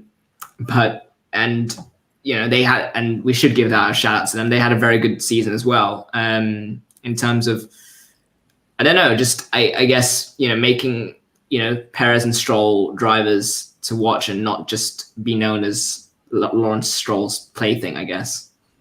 Yeah, and also one of the reasons I actually voted for them was they had so many did not finishes. I think Stroll had 6 did not finishes over the year, and I can't remember how Perez had, but quite a few. And of them to have been within the final race was the competition between Racing Point and McLaren for third. And the fact that even after all those did not finishes and the not so great cars of previous years, they really proved everyone wrong and did really well this year. My favorite team is McLaren, but I just thought Racing Point put up a great fight this year. Yeah, there's no doubt that Racing Point also had a superb season, as Cam alluded to. At least certainly on social media, they've certainly added some followers to their name as well. Right, the big one, I guess, the last one, driver of the season. So, let me see how many drivers got votes in this one. 5. Only 5 drivers got votes of the 20. So this should be there was. There was a 4% difference. So 1 vote difference. So it was a pretty close one between the winner and those in second place. Ben, I think you put down Lewis Hamilton, and quite simply, it's quite an easy case to make, isn't it? It's quite easy. He won 11 out of the 17 races, and doesn't look like he'll tail off at all. Yeah, no, it was an easy decision to make. I felt a bit boring putting it, but I think you can't argue with it. I think this is the best Formula One driver in history, and in fact, I don't even think that. I think this is the best athlete produced by this country ever. I think he is that good. I think he's matured over the years. I think I said on the year of sport review show, I think I said that. When he started out, he just used to go fast all the time. He just used to try and go as fastest, and then he'd wear the tires out and get overtaken and lose the race. That's what would happen. And now you just see him really mature. In Mugello, there was a really, kind of unprecedented Grand Prix. He ended up performing amazingly, keeping a cool head, and just making his way through the pack. And I think that's exactly what Lewis Hamilton does. He has a maturity to his game, and he's dominated. You've married a fantastic Formula One driver with possibly one of the most dominating periods of a Formula One team together, and that's really allowed all the success for both parties to happen. You see Bottas, you can't really touch him, to be honest. I think Bottas is a great driver, but he's nothing compared to Lewis Hamilton. I was very close to putting Sergio Perez. I think he deserves an honorary mention. It's criminal that he doesn't have a drive for next season, and I think if Red Bull put him in their seat, I think he'd not only help Red Bull in the Constructors' Championship more, I think he'd offer definitely more of a push to Verstappen that would actually improve Verstappen's development. I think that would definitely be the way Red Bull should go forward. So yeah, it was a tough choice, but I just think I can't not put Lewis Hamilton when you look at what he's done. Yeah, it's again, as I said, it's a very easy case to make from, and as you illustrated, in sport, you tend to go for the person who's winning the majority of their things as the best. So it's not a surprise, but Joe, you gave me 5 drivers and ranked them, which was fun to read. Obviously I had to go with your first choice, but I had to read through all 5. So I don't know if you want to quickly run through your 5, but I'll list them here. So you went with George Russell 5th. I'll go in reverse order. George Russell 5th. You went with Gasly 4th. You then went with Hamilton 3rd, which I don't think you have to say too much on that one. You went Sainz 2nd, and then you went Leclerc number 1. Now, I don't know which one you want to talk about. Maybe you want to talk about all of them or some of them, but just explain your choices. I'd now elevate Hamilton over Sainz for second place. Carlos Sainz, for me, was a contender for driver of the season last year. He got even better this year, and I'm sorry, he soundly outperformed Lando Norris in that McLaren this year. The McLaren are going to really miss him, and I hope Ferrari in their toxic environment don't screw him over too much. Lewis Hamilton, I absolutely agree with Ben. I think this is his most impressive season in Formula One. It's been his most convincing championship. He's been in the dominant car, but hell, you need to perform in the dominant car. car. And the salient point is that Lewis Hamilton has had a 10 out of 10 season. Valtteri Bottas has had at best a 7. Unfortunately, in what has been Lewis Hamilton's best year in Formula One, he has been on the grid with, for me, the absolute generational talent in motorsport, which is Charles Leclerc. Cam's talked about this in weeks gone by, as have I. Leclerc was incredible in the mid-table Sauber in 2019. He was amazing coming into Ferrari last year, outperforming Sebastian Vettel almost from the off, almost won his second ever Grand Prix in Bahrain. This year, being given a car that is an absolute dog, Charles Leclerc damn near got to 4th in the championship with a power unit which was soundly the worst on the grid, a car which was, as I said earlier, difficult to drive, as proven by Sebastian Vettel, as well as being flat out slow.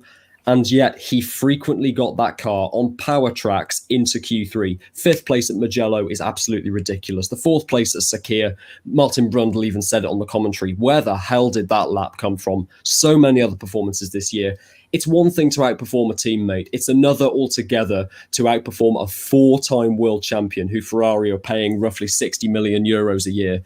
Charles Leclerc, but people go on about Max Verstappen all the time. Charles Leclerc is the young talent in Formula One, and I really, really hope that Ferrari get their act together in the next couple of years, because this guy has got multiple world champion written all over him. For me, Hamilton's had a 10 out of 10 season. Leclerc had a 12 out of 10 season. There's no denying that, given the resources and given the car's limits, he certainly dragged it out to produce some great performances. Before I announce it, Cam, I mean, before Joe lists the entire grid of drivers and shouts them all out, is there one or two that he either named or maybe he didn't name that deserves recognition for their season? I think just starting off with Charles Leclerc, I think everything that Joe said there, I've been saying it as well. This is the way he's putting that car in places it does not deserve to be. You know, he's put that car on the podium twice, possibly even 3 times if he didn't make that mistake into the last corner and the last lap in Turkey. Joe is right. He is the generational talent. I think Max Verstappen, I think we've seen really in the last few years his development and alongside Charles Leclerc. And I think to see Verstappen, Leclerc, and also George Russell, who has had a fantastic season for Williams, again, putting that car, at least in qualifying, in places it doesn't deserve to be. Those 3 are going to be having titanic battles for the championship in the future. I think it's going to be fantastic to see. I think also Ben's point about Sergio Perez, I think his second half of the season, I think after his absence from coronavirus, really in those last few races, just put in those performances. I think when his seat was on the line, I think he really showed himself off and he really showed just what he can do. Carlos Sainz as well, I think Joe's right, McLaren are going to miss him. Someone who, again, despite all the technical issues he had at the start of the season, very consistently putting that car in the top 5. And when Carlos Sainz is on it, there aren't many better than him on the grid. I don't think perhaps you could add Daniel Ricciardo to that list just because of the way he got those couple of podiums for Renault. He did really bring that Renault forward. But for me, in terms of this season, on its own, I don't think you can look further than Lewis Hamilton. Lewis Hamilton, I think, for me, has done better than even I thought Lewis Hamilton could do. And I'm someone who's always thought of him very highly. But I think as well for Lewis Hamilton, it's not just his on-track performance, which has been exceptional, but I think he's redefined what it means to be a modern sportsman off the track as well this season. And I think the way that he's spoken out against racial injustice in motorsport and sport in general, the way that he's set up, the new commission to bring, young black talent into Formula One. I think that Lewis Hamilton, is someone who not only has that ability to perform on the track, but he's someone who is very much converting it and using his voice off the track as well. And he's really turning in to that sort of complete modern sportsman. I think just to say, and as I've said before, if you were to say put Lewis Hamilton amongst the greats, I only think he is up there with, I would say, Jim Clark, perhaps slightly better, and very close to being as good as the late Ayrton Senna. I think if he wins his 8th championship next season, if he can also maybe win another championship with the new rules, I think perhaps even better than Ayrton Senna, and that is no mean feat. High praise indeed, and I can't think of a better moment than to now launch into the how the vote went down for driver of the season. And so, is that graphic up? There we go. With 4% of the vote, Max Verstappen, who, let's face it, I mean, it's very. I mean, he's produced outstanding seasons for a while now, so I'm not sure where this one ranks, but he got 4% of the vote. Leclerc got 13% of the vote, so two others plus Joe voted for Leclerc. 26% of the vote went to a joint tie, and they were the joint runners-up, being Pierre Gasly, who we've talked about, and Sergio Checo Perez. So leaving our outright winner, someone who if you listened to that conversation 2 minutes ago, you probably have an idea. Lewis Hamilton won it with 30% of the vote, driver of the season. And Kate, I know you went for Hamilton. Do we think he's going to reach his peak at some point, or do you think he'll just keep going throughout this next season and beyond? I mean, like, for me, I think the smart thing for him to do would stay another year, win the championship probably in 2021 next year. And I think he probably should just retire after that. Like, he's peaked, he's won the most championships. And like, I think if he stayed any longer, he'd, like, this might be a bit controversial to say, but like, he'd sort of start going into like the Kimi Raikkonen Vettel type thing there and now, where you go to a worse team and you don't do it very well, and people just start remembering you for not doing very well. Whereas if Hamilton just leaves after 8 championships, he'll just forever be remembered as like one of the best. Yeah, there's no denying that. And so that brings the Raw Sports 2020 F1 Awards to a close. That was a lot of fun to kind of watch those results filter in. But before we go, there was some news.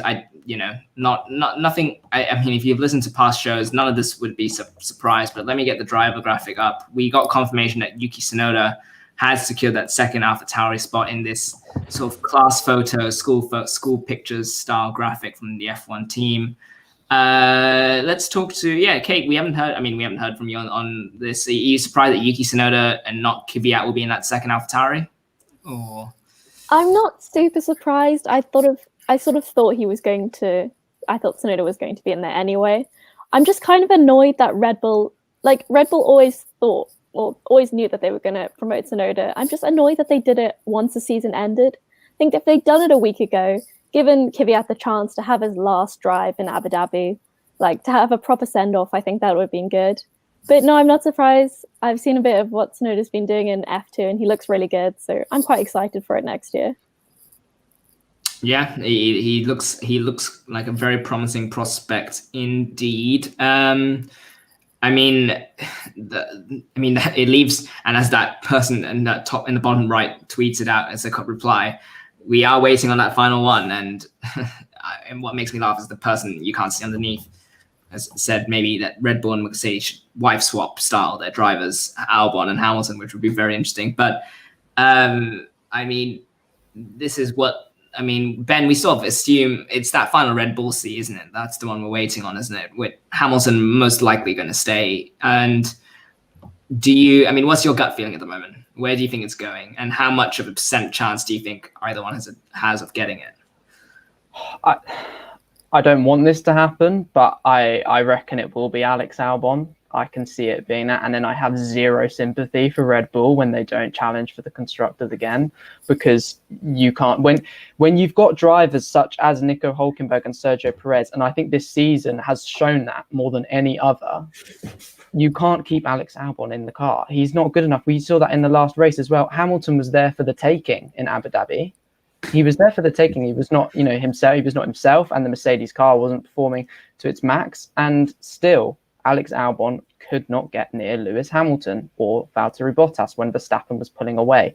And I think like I think I said a few moments ago, you need a driver in there who's going to not only help you in the Constructors' Championship, you need a driver who's going to push Verstappen, who's going to push your teammate, because that's how you get better results.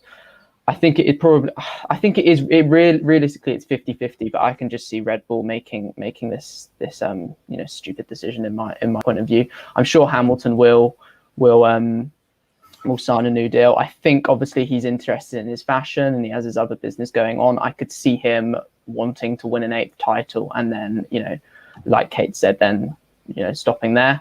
But yeah, I think as much as it will annoy me, I think Alex Albon will get the drive. Joe, I know you want to weigh in quickly. Is this something, has anything changed since the last time you weighed in on this, or is this just now just go for it? If you gave me $1,000 for every time I've criticised Red Bull and Albon this year, I'd be able to pay myself into that second Red Bull seat. So nothing's really changed. All I'd like to say about this is I do believe Alexander Albon is Formula One worthy. I don't think he's an amazing driver by any means, but there's certainly far worse on the grid for next year. Mazepin. But Red Bull, this for me is an absolute humiliation for Christian Horner and Helmut Marko. After all the praise I gave Alpha Tauri earlier of being the bona fide developmental team in motorsport, this makes absolutely no sense. For the whole of Drive to Survive Season 2, we saw Christian Horner making excuses for dropping Pierre Gasly and bringing in Alexander Albon. Albon has not performed at all. There's no evidence he's going to get better, as I went through on the rant last week. That he's not getting closer to Verstappen. He's not getting closer to anyone else. I think he should have had that second Alpha Tauri seat, put him against Gasly, make it fair. Whoever gets that second Red Bull seat, that's a discussion for another day. Tsunoda ultimately deserves to be there based on like the final 2 races at Sakir, where he finished first and second, which in Formula 2 shouldn't really be possible, but he managed it.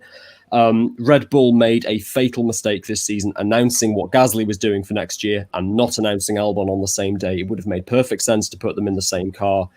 Red Bull are the ones that look ridiculous coming out of this. And I said it last week and I will say it again.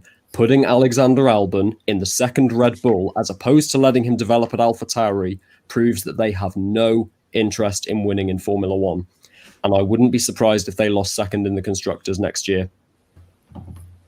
A bold claim indeed, and a bold prediction indeed. So, Kate, do you have I'm sure you have a preference of who gets that Red Bull seat, but who do you think is going to get it? I think Albon's going to get it just because I think it's just embarrassing for Red Bull at this point. Joe's basically said everything, but if they don't put Albon in there, or if they put Albon in there, then they're going to lose next year. But if they don't put Albon in there, then they're basically announcing to the world that their young driver program doesn't work and that they're just stupid. So either way, it's a lose-lose for them. I really like Albon as a driver, but I agree he should be in a lower team to develop and then be moved up. And it's really sad if Checo doesn't get a seat. I'd love for Checo to have that seat and Red Bull to have a fighting chance with Mercedes. So there's no easy option here and there's no good option. But I really would like Checo to have the seat. I guess those who listen to this show know I bang the drum that F1 is a very cutthroat sport for young athletes, probably the most cutthroat of any sport, to be honest.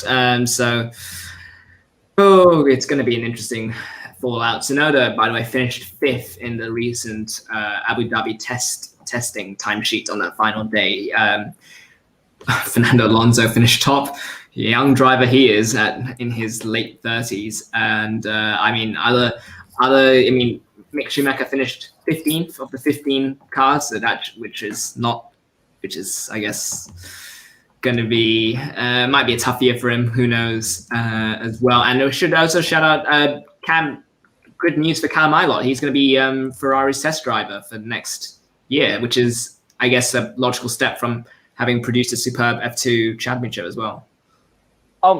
Definitely. Callum Ilott deserves something in Formula One. And it's criminal that he's not in that second half seat alongside Mick Schumacher. And it says a lot about the influence of, money in Formula One. It says a lot about what, teams are looking for, that ultimately at the end of the day, it doesn't matter how talented you are. If you can cough up the cash, you can cough up the sponsorship. That's all that matters. And it doesn't matter if you're putting someone in the car who is extremely aggressive,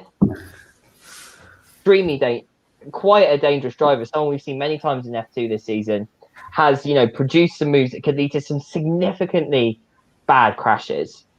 But also someone who, as a person, is just an absolutely dejectable human being. And, we've seen the news on social media and the incident that took place last week.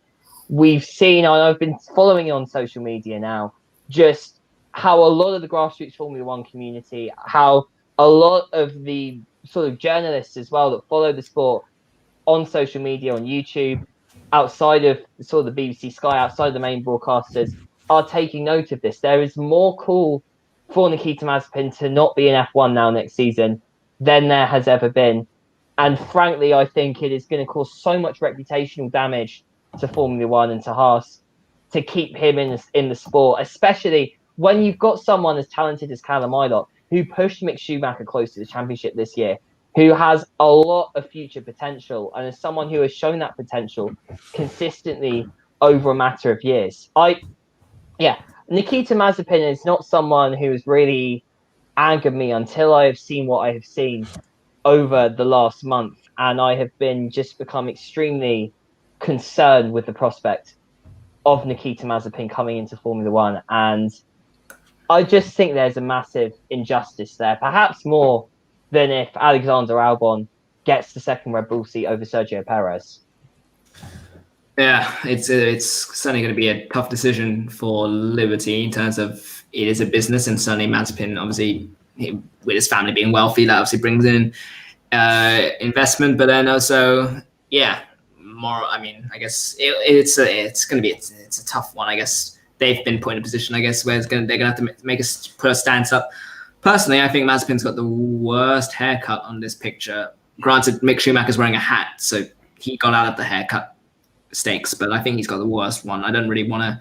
I mean, we could have had an F1 award for worst haircut driver, but I didn't really want to give that one out unless anyone's got any other opinions on that. He does indeed. Let's. I mean, we talked about the grid. I don't think again. I'll towards the end. I'll go. I'll go around the table and see who's going to get that Red Bull seat. But we got the calendar announced as well. So let me just screenshot. I mean, we've talked about it for a while. But Ben, just very quickly, Interlagos is back for 5 years. That's just good news, isn't it? There was no need to build a new track in Brazil, was there? No, not at all. It's a veteran track. It's a track we all want. I feel like there definitely, like you said, was no need to build a new track. It's going to be exciting with all these races, obviously, yet to confirm the one in April there. So, yeah, it'll be exciting to see a load of races. Yeah, I don't think. Well, I mean that the New Tracks 2020 award kind of illuminated which track people want back, which is going to be interesting because there were a lot of tracks that got votes, so that should be an interesting one. Kate, I know. Well, next year will be the second season you kind of watch in full. Is there a track that you've heard of that you're excited to go to, like see the drivers race at? To be honest, I'm just quite excited to watch the season properly. Well, hopefully there'll be no disruptions with coronavirus next year. I'm just quite excited to watch the first race in Australia and just to see everything. I think I'm quite excited for Singapore. I'm pretty sure Singapore didn't happen this year, unless I'm being dumb. No, it didn't. No, I'm quite excited for that one, just because it's quite a talked about race. So yeah. Yeah, fair enough. I don't mean to flex, but having been to the Singapore one, it's a fun one to go to. Oh yeah, shut up, Joe. Just let me have that moment, okay? One of your 6 home locations, Singapore. All right. Let's let me get this show back on track for the end at least. Stick the landing and right. I don't know. What are we excited? I mean, I have a series of questions, I guess, to go around the panel. Joe, you have one as well, but let's start. I've got 2. I'm guessing you've got 1, so that's how we'll finish it off. We'll just back and forth. So I'll go with the first one. Albon or Perez. Kate, you've said you think it's going to be Albon or that you'd like Perez. Cam, did I ask? I mean, I'm sure I've asked you previously on the show, but where's your gut at the moment for that one? It should be Perez, and there's no reason it shouldn't be Perez. But I think if you put the commercial interests of Red Bull into consideration, you put the considerations of their young driver program in, and the fact that Red Bull and Helmut Marko will not want to admit that they have made mistakes in this program and that it has been failing. I'm increasingly thinking that performance at Abu Dhabi may have just saved Alex Albon's Red Bull career. Although, again, I think there is quite an injustice in that, because I think no one who finishes 4th in the World Championship should be denied a seat the following season. Yep, sorry, I timed that really badly. Ben, you've said I think you're the same opinion, right? You think it's Albon. You'd like it to be Perez, but you think it's Albon. Joe, we've talked about this for a while. Has your stance changed, or what do you think? For anyone who has not seen Scott Mitchell for the race talking about exactly this in the wake of the Sakir Grand Prix, my opinion is an entire carbon copy of his. There is no justification for keeping Alexander Albon at Red Bull. There we go. And now I turn to you. What question do you have for everyone? Oh, yes, this is about the driver lineup for next year. There's been a lot of discussion on this show throughout the year. Some of you haven't been here before, and I've made the point multiple times that we really need more teams in Formula One. There just aren't enough driver slots to go around when so much of the grid's made up of pay drivers. One driver that we have not talked about at all this year, who's coming into Formula One next year. Is anyone actually excited that Fernando Alonso is going to be back in Formula One next year? Because I will say right now, I could not care less. There are so many drivers who deserve that spot more than him. I'll buy everyone some time and just say that I look, if he's enthusiastic and he's decided he wants to go for it, then by all means, like, who am I to judge on if he can continue to produce his best or not? If he feels he can, then a fully motivated Alonso is what I want, and the Renault car did pretty well. So yeah, moderately. I'm not overwhelmingly excited as opposed to some of the other driver changes, but yeah, why not? I'm in favor. Ben, what do you reckon? I actually, the way Joe asked that question, I think I'm in agreement with him. I was really surprised, and not in a good way. I don't want to see Fernando Alonso mid-grid. I want to see Fernando Alonso challenging, and I don't think he's going to challenge. And I think that's it's really disappointing. It almost feels like a bit of a backward step in his career and a backward step for F1. I think, we're having this transition, and I think we're going to see Vettel and Hamilton bow out of F1 sooner rather than later. And then Alonso coming back almost kind of ruins that nice transition. I'm a big fan of him as a driver. Of course, it'll be nice to see him drive again. Of course, we're going to see him hopefully do very well. Most probably do well. However, I still just stand by the point of view that I think F1 said goodbye to Alonso, and I don't think it. I think it was right and good timing, and I'm not sure seeing him back is necessarily the right thing. Yeah, Cam, your thoughts? Yeah, I think sort of following on from both those points, I think that Alonso, fundamentally, if he's at the front of the grid, it's a good thing, because on his day, he is one of the best drivers in Formula One. It's been shown over many years. And of course, I think to the way he took that Ferrari in 2012, which was easily, I would say, the fourth best car on the grid, and took it to nearly winning a world championship in it, shows, again, he's got that ability to outdrive a car. So perhaps, and the signs so far from Renault have been encouraging, but I just don't think, if you're looking at the future progression of Formula One, and you're looking at some of the fantastic young talent that is coming through, Renault would have had a much better opportunity either to give Sergio Perez that seat at first, let him lead that Renault team going forward, give it to a Nico Hülkenberg, maybe him accept humble pie, let him come back into the team and build a team with Esteban Ocon. A Hülkenberg-Ocon partnership would be a very good partnership. Of course, I just remembered Sergio Perez, of course, a Perez-Ocon partnership. I just remembered how fraught that would be. So perhaps not the best decision there.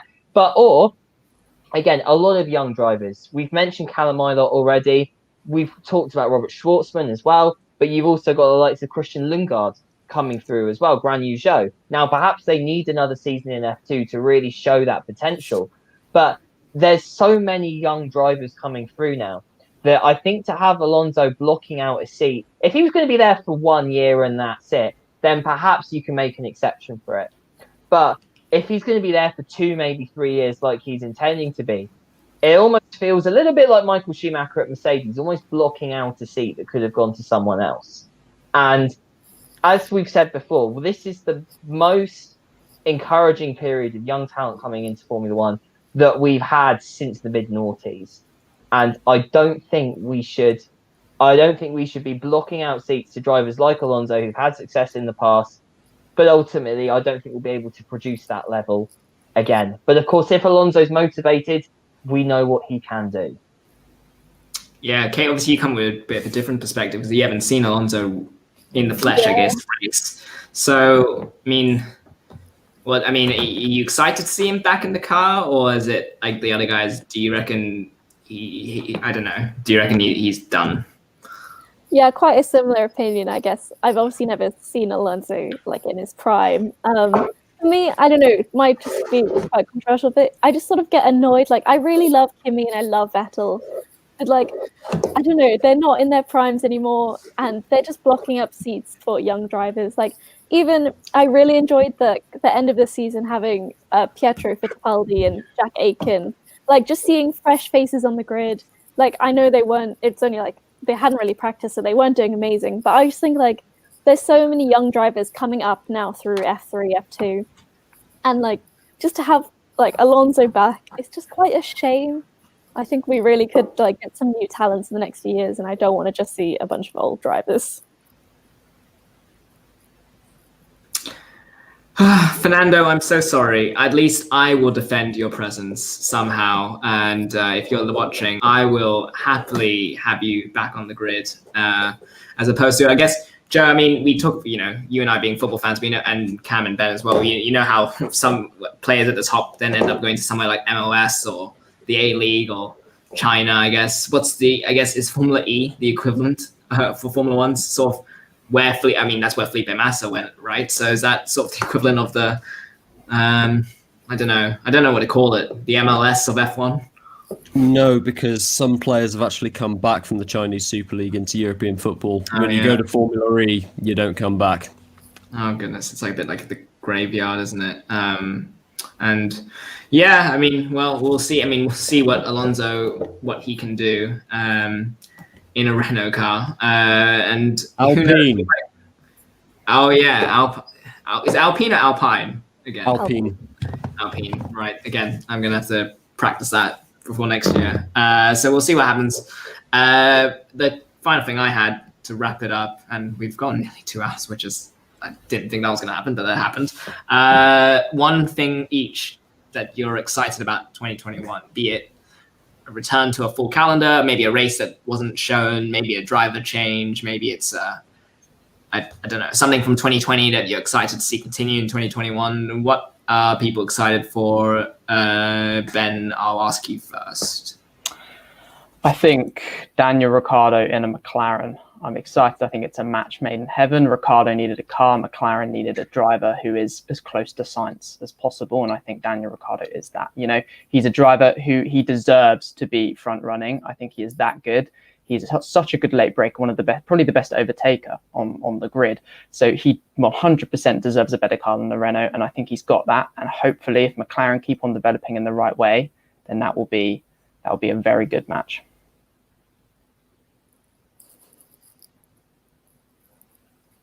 Josh died. We'll go around the panel before he recovers. Cam. Yeah, I'm going to exactly echo what Ben said. I think not just Ricciardo, but McLaren in general. I've been really excited by the way. Getting rid of Fernando Alonso was the best thing that happened to that team because it just freed them up. I think the influence of Zach Brown and Andreas Seidel taking the leadership in that team in the direction instead of Alonso was just exactly what that team needed. It's been a breath of fresh air. They've clearly relished the development they've had in the last few years under Sainz and Norris. I think Daniel Ricciardo is going to take that team one step further. I think obviously Carlos Sainz is a very good driver. We touched upon that many times, but I think Ricciardo's just got that experience and he's got, I just think that skill that he's built up over time to just take McLaren that one step further and almost perhaps develop Lando Norris into the team leader in the future. So I'm very excited for where McLaren could go in the future, perhaps fighting out a Red Bull for second in the championship. And of course, they have a Mercedes engine again as well. McLaren Mercedes, we've seen how effective that has been in the past. I'm going to guess that Kate's next in this. Having just kind of zoomed in and out, Kate, what are you excited about for 2021? Well, to have a different answer, because obviously I'm quite excited for Daniel at McLaren. I'm quite excited for Carlos Sainz at Ferrari, but only if Ferrari can get rid of their shit car from this year and put something better. Because I think Carlos is a great driver. I mean, he's my favorite driver on the grid. I love him. I think he really could do so well at Ferrari, and I think him and Charles could be like a really good team. So I'm really hoping Ferrari do better. They have put out a statement saying that their car's looking better for next year. Don't know. It just better be, otherwise I'll be quite mad. You guys are quite excited for Daniel and Lando in McLaren on track. I'm really excited for them off track. I don't know how much you guys watch McLaren's YouTube videos, but I'm obsessed with them. Like Carlos and Lando and McLaren are basically the reason I carried on watching Formula One this year. Like the on-track stuff's exciting, yeah, but I am just obsessed with their partnership and how good friends they are. So I think they'd produce quite a good pairing and friendship on the grid, and I'm quite excited to see it. I would never have thought that McLaren have now developed into the team of the people, the people's team, the people's champions. Even it's quite the turnaround from the Hamilton Kovalainen lineup, I have to say. Dennis, the most miserable team principal in Formula One history. As I said, he's a James Bond villain type, which is, I don't know. I don't really know. I mean, I guess that's Gunter now. I guess Gunter's taken that role of James Bond villain type in the F1 Paddock. Joe, what are you excited about? A number of things, but two big ones. Lewis Hamilton in what may well be his last season of Formula One. Ben's already touched on his momentum. Could well be his final season, could well be his best season, assuming it is his final year. Also, Ferrari, a whole host of things going on. Their CEO, Louis Camilleri, just resigned, so that has some pretty major implications for the Formula One team. If you don't know Italian sport, basically it's a soap opera every day of the week, and Ferrari Formula One team is the most entertaining to watch of them all. However, honestly, without wishing to self-promote this, thing I'm looking forward to most this year is Raw Sports content for Formula One in 2021. We have an awful lot of engagement from people, a lot of guests. Even over the off season, I'm speaking it into existence now, Josh. You're not getting time off. We're going to keep doing F1 stuff. Maybe off stream, dream calendars, extra content, all that kind of stuff. Formula One 2021 on Raw. Let's go. Hey, bring it full circle back to March when we had no sport and we were doing What If and Top 5 and dream calendars. You know, looking back at famous stuff. We could spin some stuff together. I'll put that in pre-production. Yeah, I'll green like that. I'll help you out as well. I haven't just sort of forced it on you all alone over Christmas. I've become the Kevin Feige of the Raw Sport machine, apparently. Right. I guess that will. I mean, yeah. But as you have alluded to, a serious point, we will. We will try to continue doing what we can in 2021. Maybe some special, as you said, one-offs in the off season, because I feel like driver lineup wise, obviously there won't be much to talk about, and obviously testing will start in January, February. I don't really have a full grasp on when that starts yet, but for sure we can do that, and I'm sure there'll be, as you said, there'll be a lot of people who got involved, because I feel like, I've certainly felt that F1's become, second to football, probably one of the more popular sports amongst Warwick students, and certainly Drive to Survive has helped that out. But also, I feel like this season has been a massive success for that bit. So with that, thank you everyone for joining us. Cam Hall, Kate Mason, Ben Parkinson, Joe Spagnoli, thank you all for joining me, and we will be back in 2021. We'll have the year in review sport show coming up either this weekend or towards the beginning of next week. It will drop at some point, and thank you so much for watching, and we'll be back in term 2.